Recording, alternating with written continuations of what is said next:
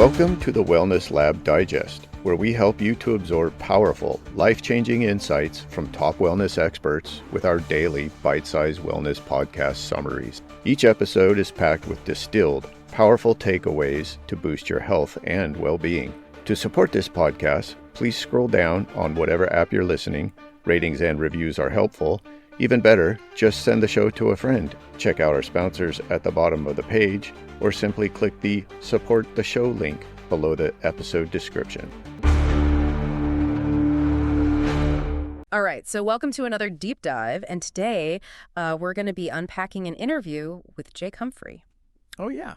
Now, you probably know him as this really successful UK sports presenter, but what's so interesting about this interview is how open he is about his struggles with his mental health. Yeah. It's not something you see a lot. No. Yeah, particularly from people who are very outwardly successful. Yeah, and especially someone in the public eye like that. Totally. Yeah.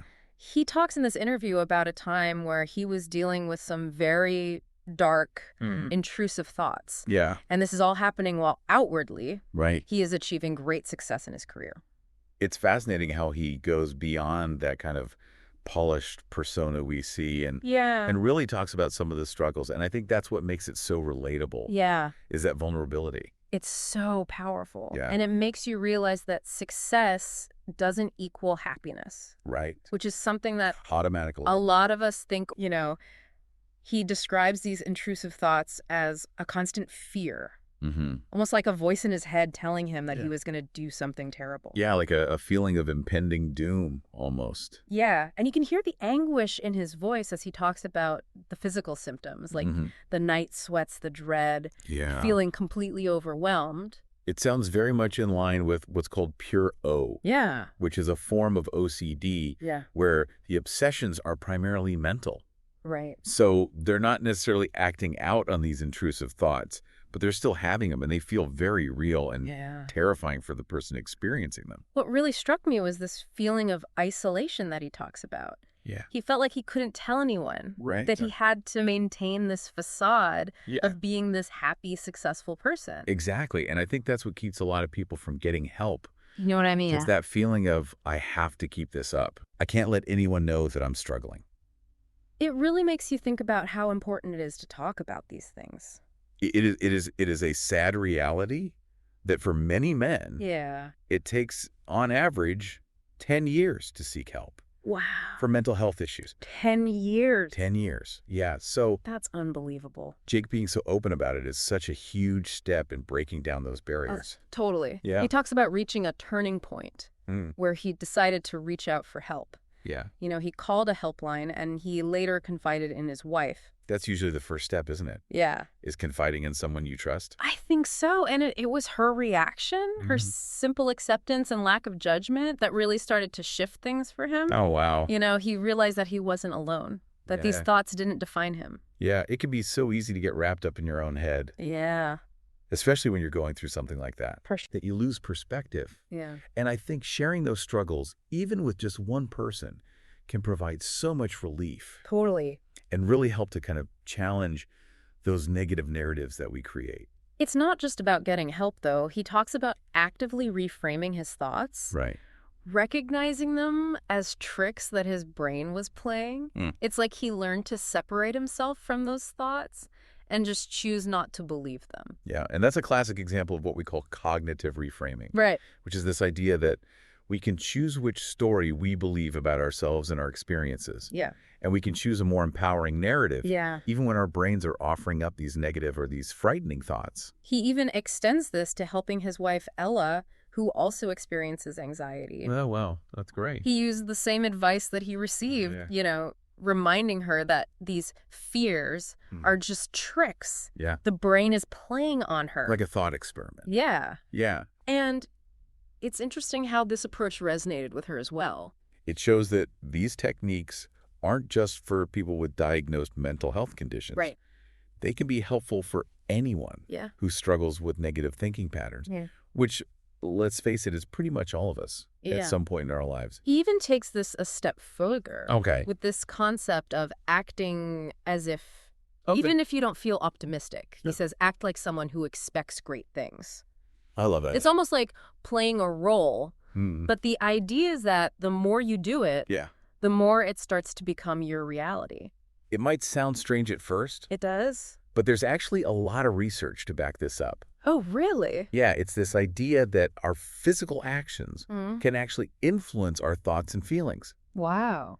So by acting as if we're confident or as if we're optimistic, we can actually trick our brains into believing it. That's so interesting. Yeah. I love that. It's a powerful tool. And he backs this up with a personal anecdote. He talks about how his wife, Ella, started practicing gratitude exercises. Just writing down things that she was thankful for every day. And over time, it genuinely shifted her perspective to a more positive one. Like rewiring the brain.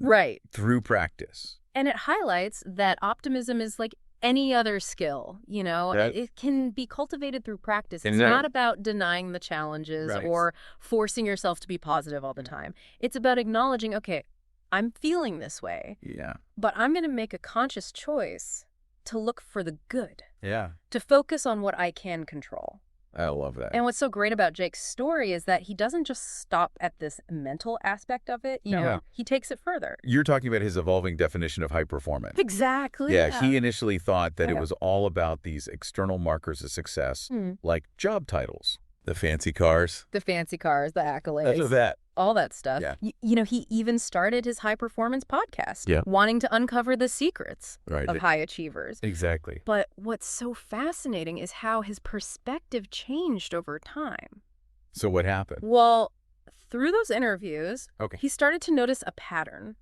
A lot of these outwardly successful people weren't actually happy. Oh, wow. You know, and this really prompted him to redefine high performance. What did he change it to? Shifting the focus from external achievements to something much deeper. Interesting. Yeah. So it wasn't just about achieving these things in the material world. Right. It was about something more internal. Yeah. Yeah. It was a real aha moment for him. Yeah. What did he describe it as? Well, it wasn't about hitting some arbitrary target or reaching some predetermined level of success. It was about finding happiness and fulfillment in the journey itself. That makes sense. Regardless of external outcomes. Yeah, that's kind of where the rubber meets the road, isn't it? I think so. Because it's so easy to get caught up in the pursuit of these goals, these external markers of success. Right. And then we achieve them and we think, okay, now what? Yeah. You know, and it's almost like we've missed the point. Totally. So I love that he kind of reframed that and said, it's not about the destination, it's about the journey. I think that's where his ideas start to resonate on a much deeper level. Yeah. You know, this ties into that whole concept of hedonic adaptation, right, where we tend to get used to these positive experiences over time. It's like the happiness from achieving that goal kind of fades away pretty quickly. Right. And so we're left wanting more. Yeah. But the real happiness might come from the process of striving. Yeah. And growing and connecting with our values rather than just reaching that specific destination. It makes you think, you know, what does high performance mean to you? Yeah, what is it for you? It's clear that Jake discovered something profound through his own journey. Yeah. You know? Absolutely. And I think, you know, we can all learn from that.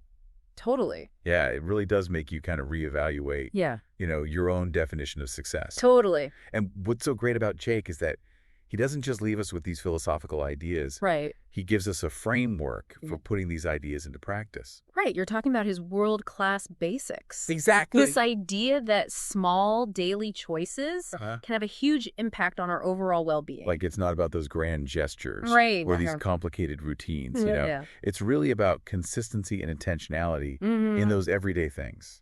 And I love that he's so specific about his routine. Okay, what does he do? Well, he talks about the power of a morning routine. Okay. He makes time to wake up before his family. Yeah. So he can start his day intentionally. Right. With a sense of calm and purpose. So he's not rushing out the door? No. He's got this whole routine. He makes a list. Okay. He lights a candle. Wow. He listens to music. Wow. He drinks his greens. Like a green smoothie or? Yeah. Okay. Nice. All before the chaos of the day begins. Sounds lovely. I love that he's so specific about it. You know, it makes it feel more attainable. Right. Like something we could all try. And he's not saying you have to do exactly what he does. It's more about the principle of... It's about finding what works for you. Exactly. Yeah, what are the things that make you feel, yeah, grounded and energized? What are your world-class basics? Yeah, maybe it's a quiet cup of coffee. Right. Maybe it's a quick workout. Whatever it is, it's the consistency that matters. And he uses this great analogy of a diamond necklace. Okay. And he's saying each decision we make is like adding a diamond to that necklace. Yeah. Representing a moment of intentionality and alignment with our values. So it's like we're creating something beautiful. Right. And valuable over time. And you can see how he applies this philosophy to all areas of his life. Yeah. Where do you see it most? I think especially when it comes to his family. Oh, yeah. Tell me about that. He's incredibly dedicated to his family, even with his demanding career. Yeah. And it's inspiring to hear how he prioritizes. Yeah. What are some of the things that he does? Well, he talks about driving home late at night just to be there with his kids. Why? Never missing their performances and making sure to carve out quality time for them. That's beautiful. Even though he's incredibly busy. I love that. That's really walking the walk. Yeah, it really speaks to that idea of values-based living. Right. It's not about meeting some external standard of success. Right. It's about living in a way that feels authentic. Yeah. And aligned with what truly matters to us. And what I really appreciate is that he's honest about his struggles, too. Oh, in what way? Well, he mentions that he's not the best at small talk. Right. But he still makes the effort to connect with people because he values those relationships. I love that. It makes him so relatable. He's not this perfect human being. No. He has his quirks just like the rest of us. He even says that he's a walking mistake. Wow. But he doesn't say it in a self-deprecating way. No. It's more like he's embracing his imperfections. Yeah. And seeing them as opportunities for growth. It's not about avoiding mistakes. Right. It's about learning from them. It's about the process. We're all going to make mistakes. Yeah. It's how we choose to view them. Absolutely. And grow from them that matters. It's so important, especially in a culture that often glorifies perfection. Totally. And shames failure. So I think Jake's perspective on this is so refreshing. Yeah. Because it's like he's giving us permission, to embrace those imperfections. Totally. And recognize that they don't diminish our worth. Right. Or our ability to contribute. It makes you realize that high performance isn't about being perfect. Right. It's about striving to be the best version of ourselves, even with all our flaws. It's about progress, not perfection. Do you ever feel that pressure to be perfect? Oh, gosh, all the time. I know I do. Yeah, especially with social media. Oh, my gosh, yeah. We're constantly bombarded with these seemingly perfect lives. Right. And it's so easy to fall into that comparison trap. Yeah. And feel like we're not measuring up. And he even talks about this in the interview. Really? What does he say? Well, he recalls seeing all these people at an event more focused on filming a cool light display on their phone than actually experiencing it in the moment. Wow. And it made him realize how obsessed we've become with documenting everything instead of just living our lives. It's like we're so busy trying to capture the perfect picture that we forget to actually enjoy the experience. And it's not just social media. It's we compare ourselves to others in all areas of life. Yeah. Our careers, our relationships. Our possessions. You name it. Yeah, it's easy to get caught up in that constant striving. Yeah. And never feel like we're enough. But his message is so powerful. What is it? Because it reminds us to focus on our own unique journey. Yes. To define success on our own terms and to celebrate the progress we've made. Absolutely. Regardless of what anyone else is doing. I love that. One of the things that really resonates with me is how open he is about struggling with things like, worrying about what other people think. Oh, yeah, that's a big one. He used to be so afraid of saying the wrong thing or making a fool of himself that it held him back. It's a common fear. Yeah. I think we all want to be liked and accepted. And it's easy to get caught up in what other people think of us. Yeah. But I think Jake realized that that kind of thinking can be really paralyzing. Yeah. It can prevent us from taking risks, from pursuing our passions, from living authentically. And he offers this really simple yet powerful reframe. Okay, what is it? For those thoughts. Yeah. He says, imagine that you had lived their life. Interesting. Would you act exactly the same way? Wow. That's a good one. And it's such a brilliant question. It is. Because it shifts our perspective. It encourages us to consider the other person's experiences, and their motivations, their challenges. It really cultivates empathy and compassion, Yeah. which are so essential Yeah. for navigating, the complexities of life. Totally. And building meaningful relationships. And ultimately, it reminds us that we're all just doing the best we can Yeah. with the information and resources we have available to us. We're all a work in progress. We're all a work in progress. You know, Constantly learning. Constantly learning. Growing, evolving. Absolutely. It's a journey, not a destination. Yeah. And I think that's something to really embrace and celebrate. Yeah. It's so freeing, isn't it? It is. To let go of that need to be perfect Mm. and embrace the journey Yeah. with all its ups and downs. The whole messiness. All the messiness. Yeah. His story is a powerful reminder that we're all in this together, constantly learning and growing.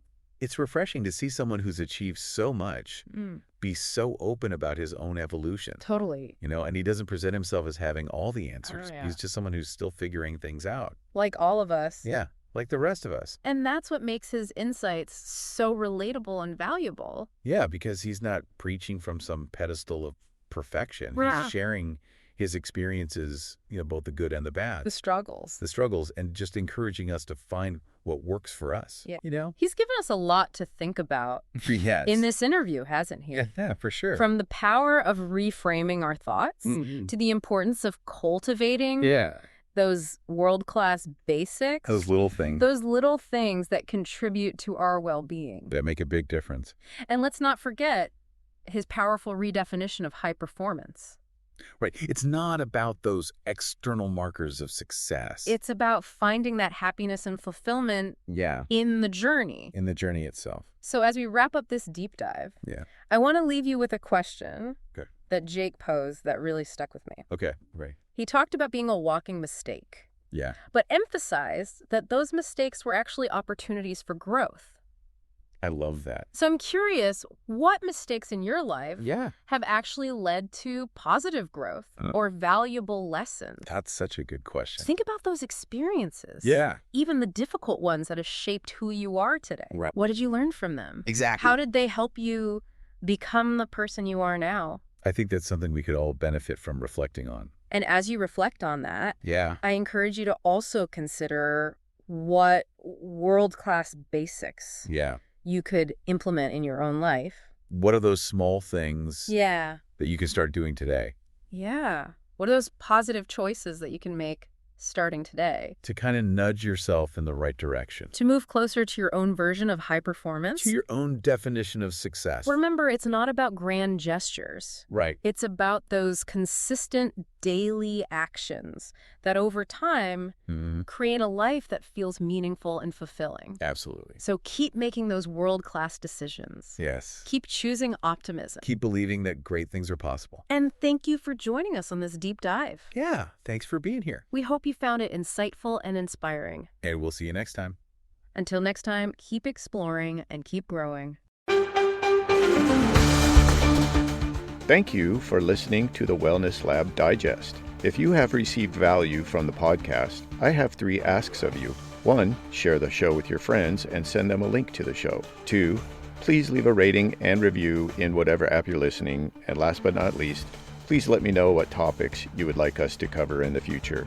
You can contact me by sending me a message using the Send Us a Text link below the episode description.